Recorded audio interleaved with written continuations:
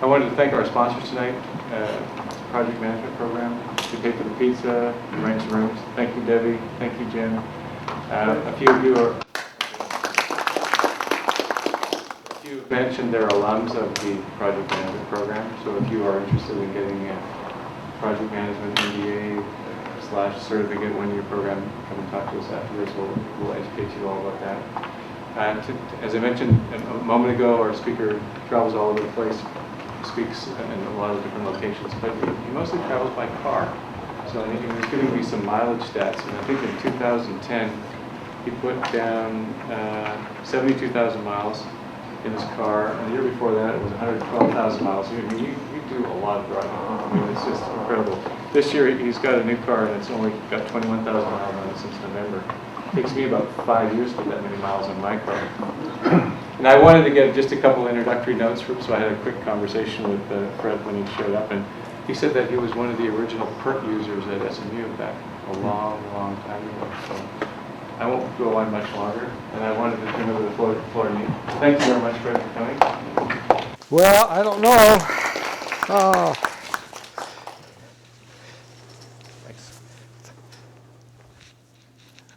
This should be a lot of fun tonight because I'm going to not talk on project management. Because project management is just a part and parcel of what is really going on. And as my people tell me, before I do anything, my lawyers insist that I tell you this. And basically says, if you believe anything I tell you, it's your own fault. You and you alone must do your own due diligence. And I can't give you any better words of advice than that. Now, I've been in this game for at least 2 or 3 weeks, and I've found ourselves often trying to come out of the ether with some set of facts that allows me to make a decision. Can you see any decision in that? That's your economy. That's your government statistics. That's your independent statistics. And you're supposed to make sense out of it. Well, the most important class I had at the Harvard Business School was a class taught by Charles Bliss. He was a professor of the Business Cycles and Conditions course, and he was formerly the head of the National Bureau of Economic Research. And he said, number one, bad data makes bad decisions. And that's true. And number two, he says, faith in government statistics is often misplaced. And you have to know what makes up the data and how it is collected before you can make an informed decision. Now, in your jobs as project management directors, do you believe everything that somebody tells you? Don't you do your own cross-checking and trying to find out, does it make sense? Did you do the work? And if you said you did the work, rather than rely upon somebody else's, you probably will have something to say correctly. Well, one of the questions is what did I do? Yeah. Is there a better way to find the data, to make your decisions? Is the old ways of finding decisions or finding data the best way? How complicated do you have to have that data before it's too expensive? Is there a simpler way to make a decision based upon some other data? And I don't know those answers. But in the case of unemployment, can we just not look at new jobless claims? Can we not just look at the claims for disability and add the two of them together? Why do we need to make all these telephone calls? In the case of measuring the labor force, why can't we use the ADP report on payrolls and maybe supplement it a couple other ways? Or, more importantly, why don't we just look at what the payroll deposits every day into the Federal Reserve are? Wouldn't that tell you the better answer? You got both, the number and the amount. Why is the information needed? And what do you expect to do with it? You have to answer that question. If it's just for somebody's gratification, why do it? If it's to make a good policy or business decision, that's more importantly. Is the cost of the data proportional to its usefulness? More importantly, how much do you have to do? In my investing, I am one of the, I guess, 130 can slim masters in the world. There are only two of us that never taken the test, Bill O'Neill and myself. And over the years, they have developed an elaborate flow chart to decide how much to be invested, how much to take out of the market, what happens to this happens. And they got all these decision trees. And I use a simple little 8 by 10, simple moving average. I get out of the market before they do, and I get in the market before they do. I make more money than they do. Why is that? So we're going to look at 3 important data series tonight. And when I get finished, you'll know more about this subject than you probably ever wanted to know. But you'll see how, by understanding these series, you can place little faith upon them without knowing the data. A good friend of mine came to Dallas a year ago, and he made the following statement. You cannot believe anything you read in the New York Times or the Wall Street Journal. They all lie. Lie to me is a little strong word. This statement is probably better. But I would add to that all of the TV and radio stations as well. So let's look today at GDP, or the GMP. You know what that is, gross domestic product. We're also going to take a look at the unemployment, or the labor force. And we're going to look at the cost of living and try to decide, does it make sense? So, how many of you think we're running at what rate in the GDP as of 2011? What was the GDP running at in 2011? What was the official number? 2.4. We got 2.4 on this side. Anybody else? What are the units? Percentage, 2.4. 2.4%. I don't know the number, but wasn't it a little bit less than 2.4? Now, I see you're project managers, and you don't know the basics of your economy. You're making decisions about what percentage the economy is going to grow. You've got to understand these numbers. Well, let's go on to the next one. Unemployment and labor force. What's the unemployment rate in the United States as of today? 8.1. You want to stake your life on it? That's what's reported. Huh? That's what's reported. That's reported? Yes. Is it the U1, U2, U3, U4, U5, or U6 rate? It's the one they share with the public. No, the one the mainstream media gives you. Is that what you wanted to say? That one is 8.1. So let's go to the next one, CPI. They just came out today and said it was flat, right? Flat. I guess that means it's 0.0 in April over March. Does that fit with your pocketbook? Well, at least we got some questioning going on. So let's look a little further, because these affect everything. It affects the costs that you're got inputted to you. It affects what you're going to have to pay for your employees on your projects. It's going to affect everything. There are some complicating factors, however, that do affect us. And it affects the validity of the numbers. One is the sample size and the frequency of that sample. Another one's the raw data and how it is collected. Do you think a sample size of 400 is good enough? Do you think a sample size of 4,000 is good enough? Or 400,000? Or do you want to measure GDP by measuring the gallonage of fuel oil that is used at every truck stop in the United States every day?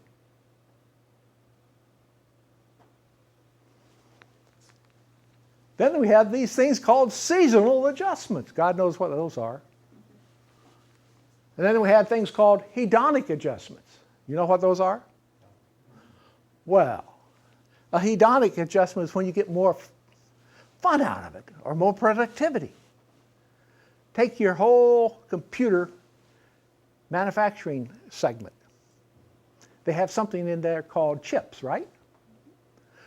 The GDP is calculated on the basis originally of 64-bit chips. Now I think we got slightly larger ones now, right? But if you added up all the sales of all the manufacturers of chips in the United States, you get one number. Guess how much they have in the GDP? Based upon the increased usage or increased amount of productivity you get, the number is about 10 times the actual sales. That's just one example. Substitution factors. Well, in the CPI, for example, when things are getting rough, we take out steak and put in hamburger. Or then we take out hamburger and put in red slime.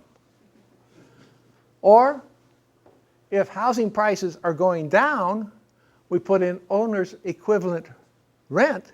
And when housing prices are going up, we put in rental income. It's only 27 to 30% of the GDP, I mean, the CPI, but you know, who cares?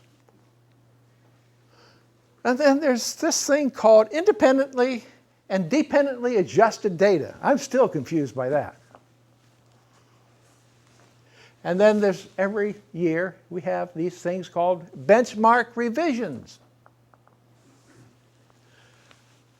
And then we have political bias. We'll see some of that a little later. Now, I want you to tell me what this equation means.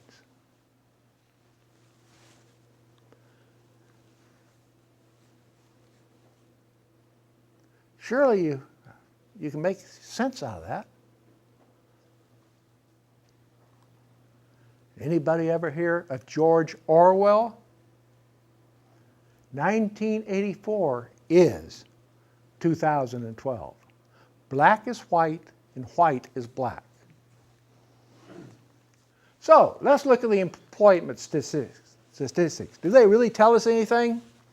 Well, we got to look under the hood to be able to figure that out.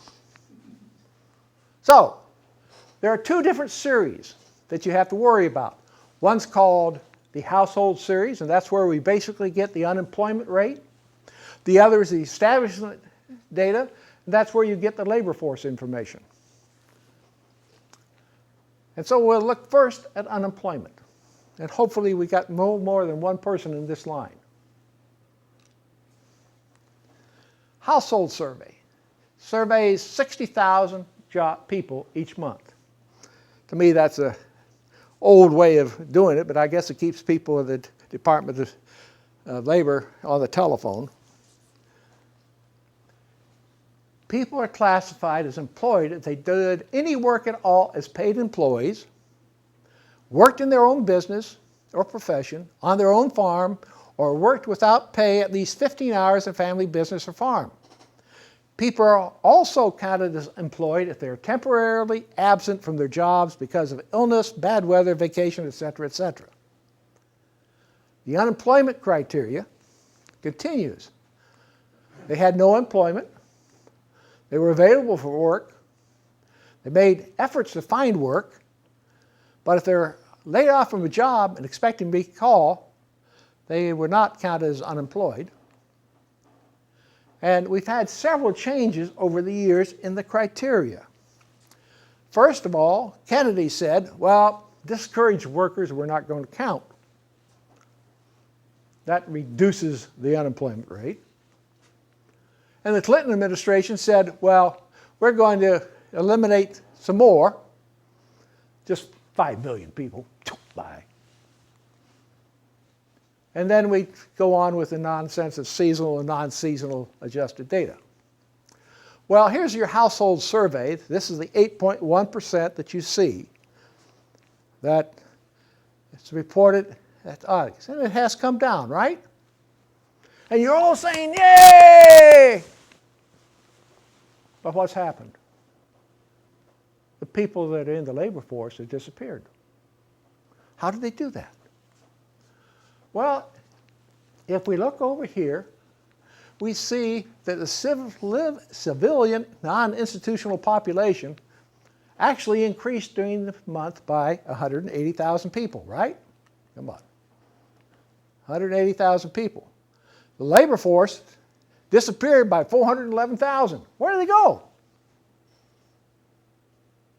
Did they go retire? Go to prison? Who knows? The number, now I'm using non-seasonally adjusted data, you noticed.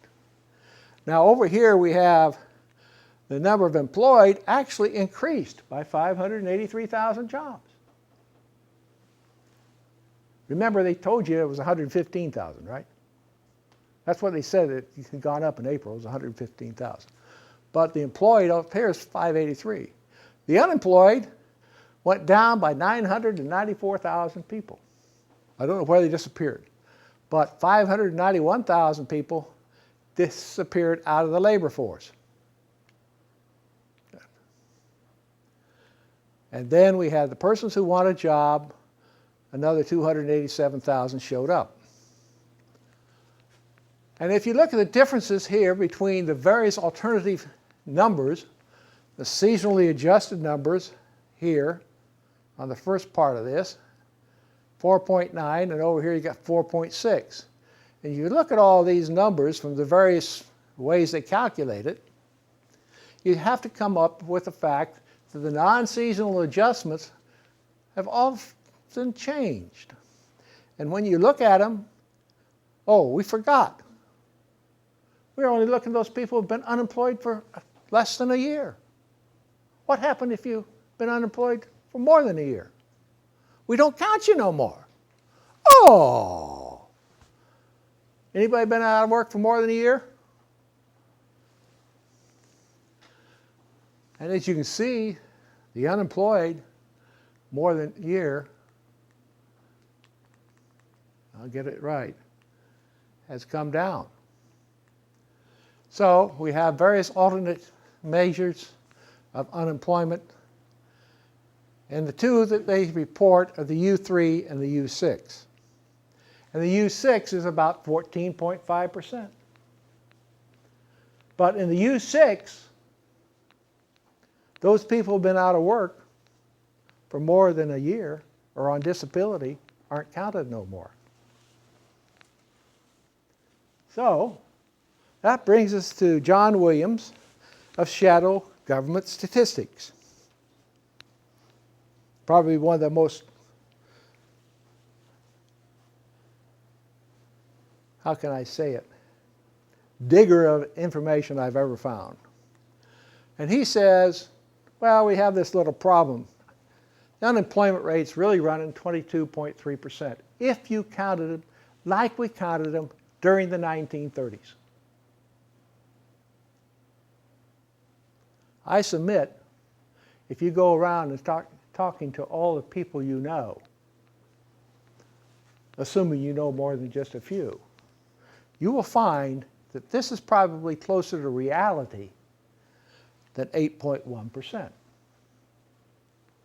Anybody Want to argue that point? So, how do they get this 8.1? It's very simple. We'll show you it later. But here's the jobs. Okay?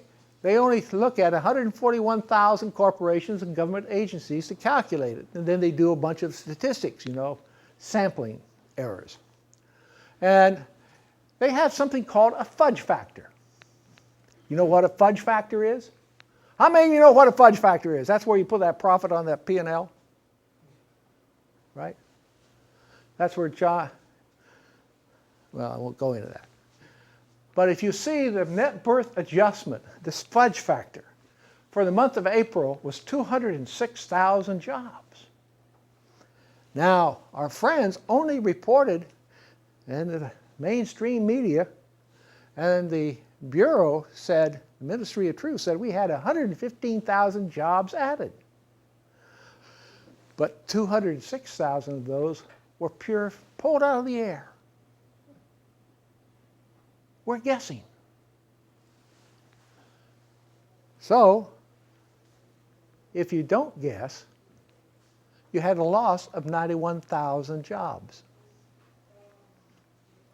Did you have 115? Or did you have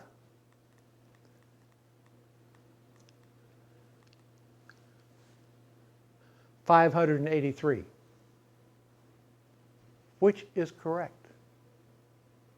I'm surprised they don't use the non-seasonally adjusted jobs because it does the administration a lot more good than reporting 115, right? Right? Okay, let's go on. So let's look at jobs. Here's the seasonal adjustments. And when you compare the seasonal adjustments year to year, you should have a seasonal adjustment that prior to the Obama administration was relatively flat. And I could go back out here many, many years. What happened with these numbers? How come is this all a sudden jagged like that? Wouldn't you expect the seasonality from year to year to be roughly the same? How can you justify these type of numbers? The only way you can adjust it is say, hey, something's not right. There's got to be a mistake. Maybe it's political bias. I don't know. But it does make you have to question the validity or the credibility of the data that you're being shown. So let's look at the differences. There are many differences between them, and I'm not going to go through these.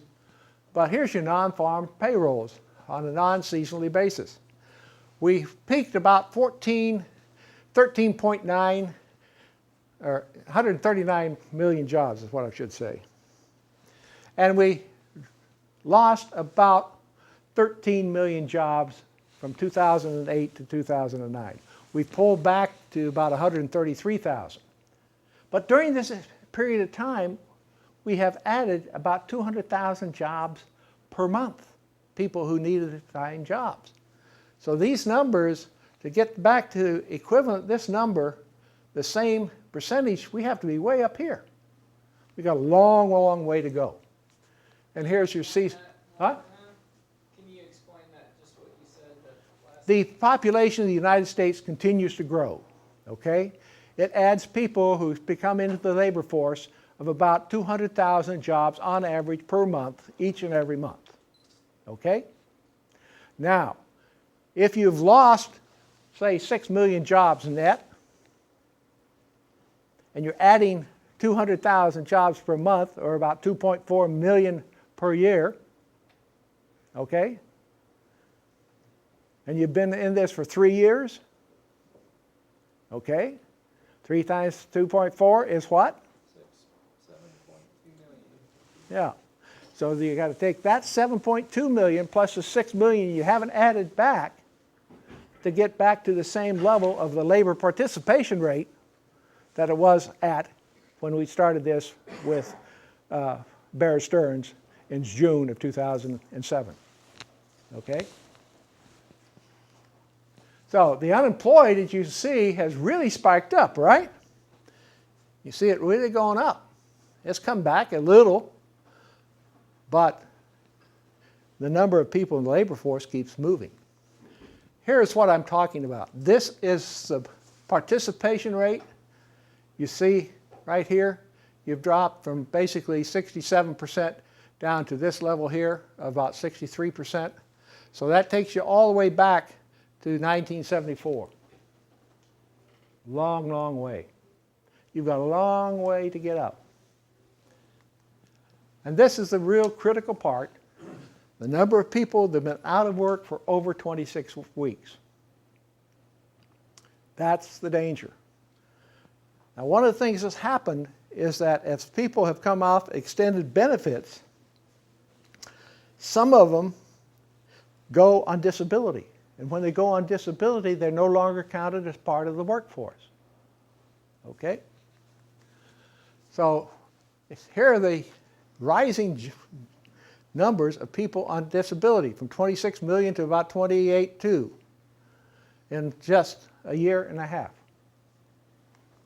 And if you compare this chart to that, you'll see that as people's benefits run out, which is the extended emergency, that's the red lines, as benefits have run out, the number of disability claims has started to go up.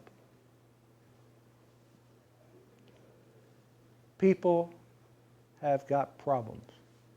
The economy has problems. Because when these people go off of extended unemployment and go onto the disability line, they are no longer counted in the labor force. So hopefully I've shown you a little bit of reality there. Yes? I have a question. Did I understand it correctly that they count on the out of employment also retired people? Yeah. So if I'm retired and I'm officially on Social Security benefits, I'm counted in the statistics as unemployed? No. No, you're not counted as unemployed. You're not actively seeking a job. That takes you out, okay? So let's look at gross domestic product and gross national product. There's basically little difference between them. It's a matter of semantics somewhat.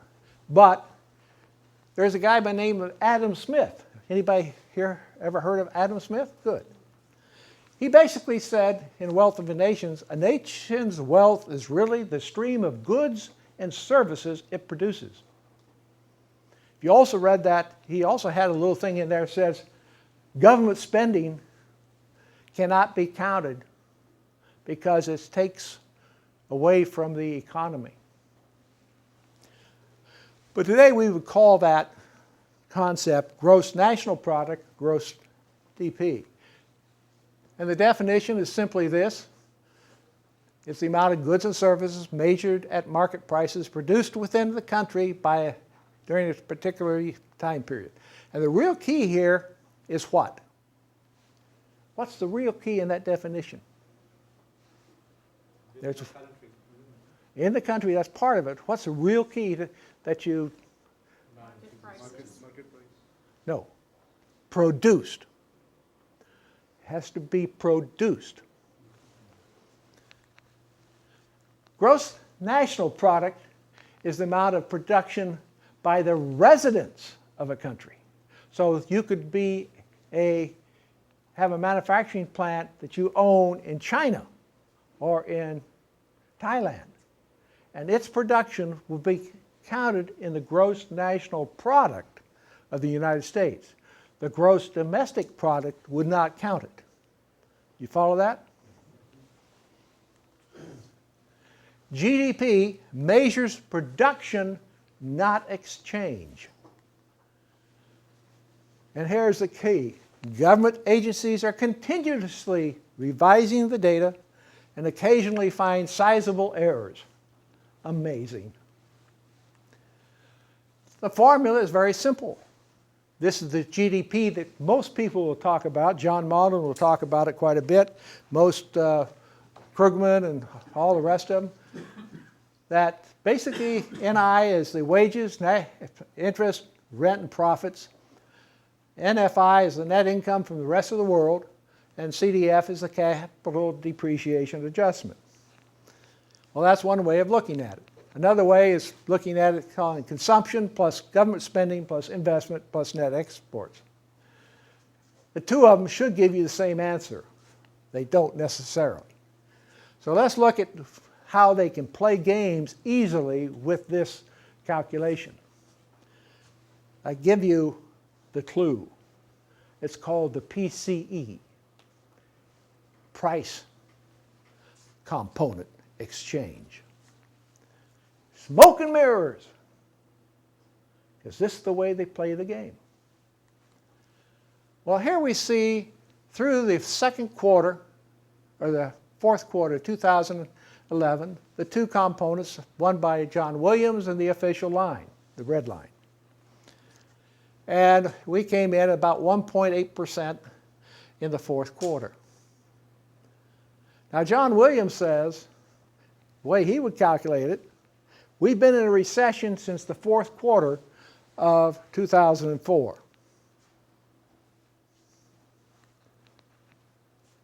Are we still there? Question. It all depends on how you look at the data.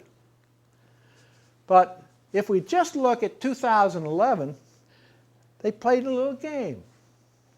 The PCE number in the first quarter was 2.5%. The second quarter was 2.5%. The third quarter was 2.6%. And the fourth quarter was 0.9%. What does the 0.9% do? Well, GDP in the fourth quarter was 2.2% because I used a 0.9%.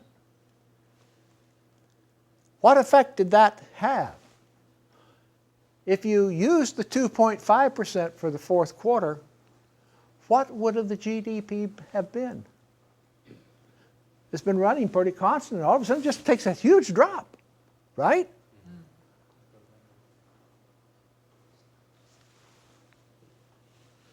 Well, it would have been closer to 0.8%. The lower the inflation rate that is used in deflating the GDP, the stronger is the resulting inflation-adjusted number and vice versa. That is the way they play the game. So let's look at the current GDP. What question should you ask? What's the PCE? There you go. Boy, that came quick. That's good. So here we are. Real GDP growth? Well, that's questionable. But look, all of a sudden, we had this go up, you see, and drop off. And look at all these wide, wide swings. Up in this area, it wasn't so bad, right? And then all of a sudden, so let's go on to cost of living. That's the thing that really affects your pocketbook, affects the costs of a lot of things, wages you have to pay, etc. Is it the representative of the real world? I don't know. But if you look at this line, you can see it's almost as lower left to upper right, right? It's a Peter Mothe chart. You want to only buy those stocks that are going from the lower left to the upper right. Somehow I don't think that's true of the CPI. Well, if you see here the average period-to-period change, it's been fluctuating at a relatively constant rate until about 2005, and then started jiggering all over the place. But here is the line, the CPU line is the blue one, and this is the GDP line. Seems to be a pretty good correlation between an increasing CPI historically and a growth in GDP, because it's a counting mechanism. And if you look at the consumer price index, you can make all types of funny slides. I don't want to bore you, because we're talking apples and oranges. You know what those are? The CPI really started getting messed up in 1980 with the Reagan administration. And then again in the 1994 with the Clinton administration. Those were two major changes. Now I'm going to ask a question and I'm going to see if you're smart enough to get the answer. How many times has the methodology of calculating the CPI since June of 1996 been changed? We're talking the Clinton administration, the Bush administration, and the Obama administration. Would you say 3? What? Probably 3. Probably 3. I got 3 over here. Anybody else want to? 10. 10. I got 10. I say 0. He's out. 16, you're low. Come on, come on, come on. 25. You're high. The answer is 18.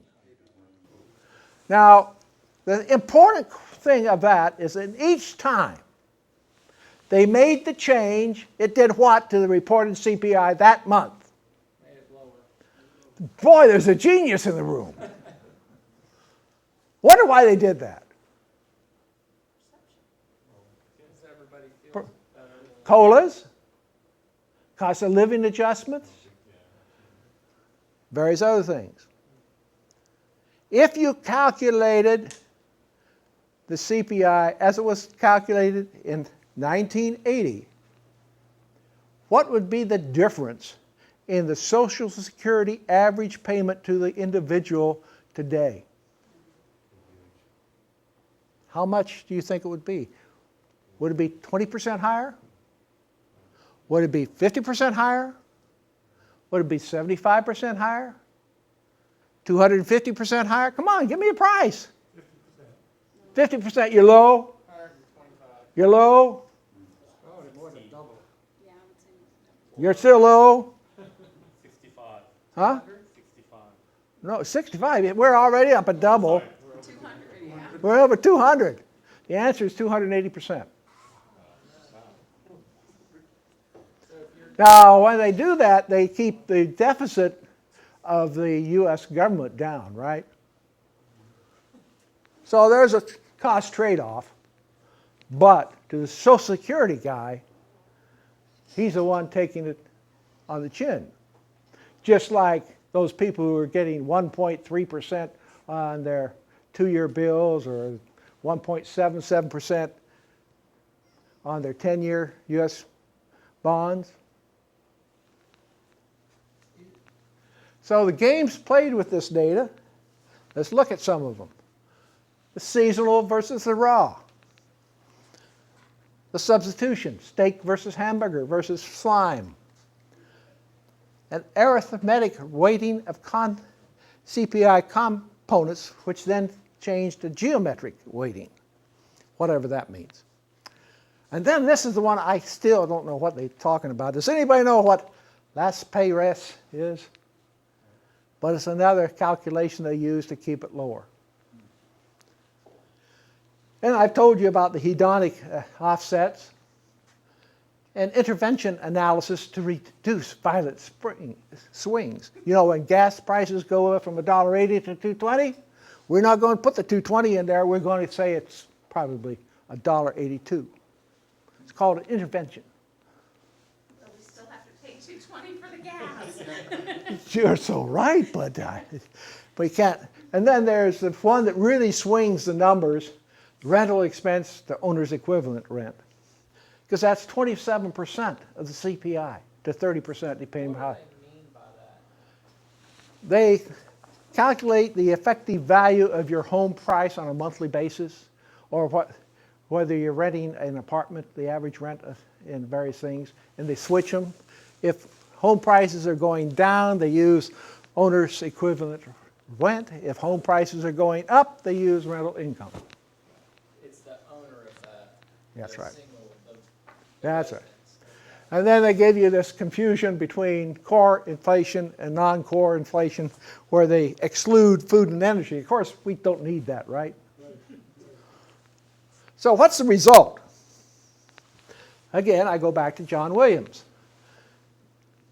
The U.S. government, as of March, said, yo, you were 2.7%, and now they said here at April, 0%. John Williams says, no, you're really running about 10%, and he just came out this afternoon, and said it was 9.8%. So, I think there's a disparity between what you observe, what you're being told, and what your own situation will tell you is correct.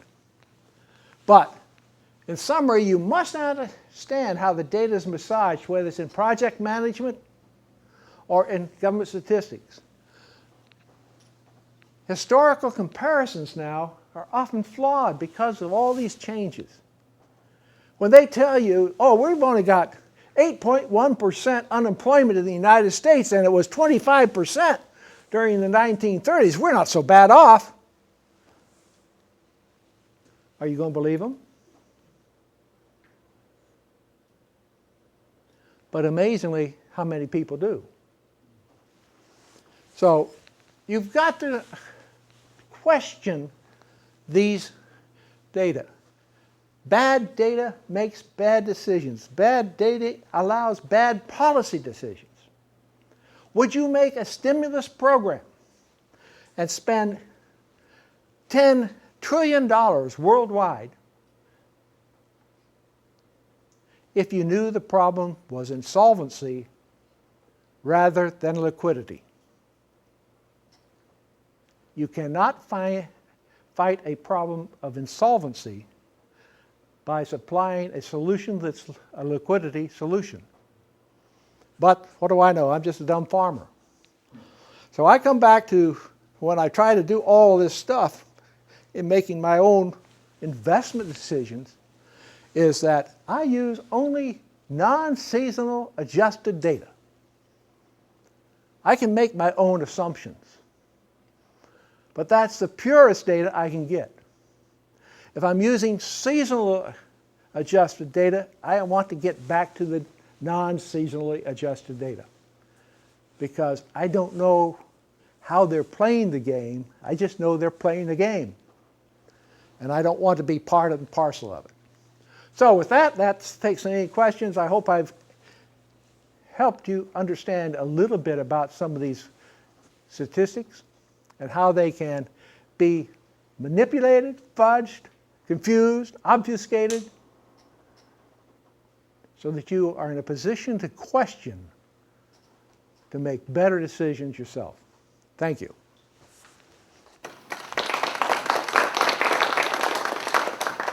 We have some time for questions. Anybody have some? What are your questions? Yeah, Amy, go ahead. No, that, I just remembered that from our MBA program, not the Abby will What ask are the first they? question. What's the first question? You don't have a question? Did I thoroughly stump you? Now, how are you going to make $1 million out of that? I just told you. Yes, sir. In my experience, it's not just the government that massages the data. It's the corporations and the private enterprises as well. They do the same kind of manipulation. So how do you get, I mean, at least the government, you can get at the data because they have to give it to you. Well, what rules of thumb do you use with that? When I am looking at a company to invest, it goes back to my days as trying to become a security analyst on the street. And I had some very good teachers. The first thing they said to me was that when you start to look at a company, you don't open it up the annual report and read all the goody stuff. You go back and start reading the notes. And until you understand what the notes tell you, and then apply those to the balance sheet and the income statement, and then you can read the good feeling letter from the chairman of the board, then you can make a decision. But if you don't understand the notes, don't make the investment. When I went for the CFA to go from the New York Society of Junior Security Analysts up to the Senior Society. When I did it, it was an oral examination. It wasn't a written CFA type of thing. I don't know whether you probably have a CFA class. I talked to them here a couple of months ago. The question is, we're thrown in a annual report, 10K, 8K, etc. And you had to, about, as I recall, it was an hour to study it. And then 3 gentlemen came in who were experts in that company, and they would ask you questions for another hour. If you missed one question, you could come back 6 months later and take the test again, start on it. And you had to go through, I think it was 2 days, and there were 4 tests each day. Yeah, that's what it was. And so you had 8 companies they threw at you, and if you answer their questions, you got into the Senior Society. Shortly thereafter, Luke Williams decided that he wanted to have a certificate. And so they started the certificate program and the written examinations that you now know as a CFA exam, somewhat similar to your PMA exams. The day they handed out all those people who were members of the Senior Society, I took 2 of those and my own back, after we got them, back to the office. I go in and see Armin Erf, who at that point in time was the old chief strategist of Carl M. Loeb Rhodes. And I handed it to him. He says, "What's this?" I said, "It's your certificate as being a member of the CFA." He takes it and throws it in the wastebasket. And his words were this: "No goddamn certificate ever made my clients any money." So I go upstairs, and I go into Mr. Hansman's office, and I hand him his one. And he gets out a little paper hanger, puts it on the wall, and hangs it up. And he comes back into my office about 2 hours later. "Where's your certificate?" And I tell him the story about Mr. Erf. Next time I go into the office, his certificates disappeared. Because that's true. No certificate makes your client any money. It just means you've gone through some hoop that somebody thinks is important. But do you think it's important, Mr. Erf? Nah. What's important to me and my clients, do they have more money today than they did yesterday? And that's the way a lot of academics is. You got to jump through these hoops to get to the point that you can apply for the job. But it's still your responsibility from that point on to produce.